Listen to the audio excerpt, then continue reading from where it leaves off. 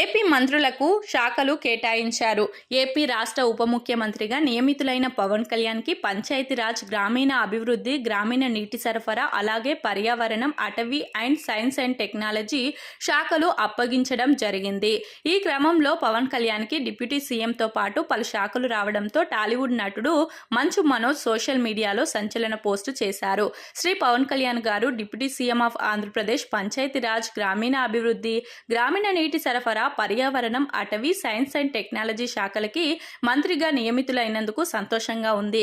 మెరుగైన సమాజం కోసం మీ నిర్విరామ అంకిత భావం, నిబద్ధతకు ఎట్టకేలకు ఫలితం దక్కింది. మీరు మా అందరికీ స్ఫూర్తినిస్తూనే ఉండండి.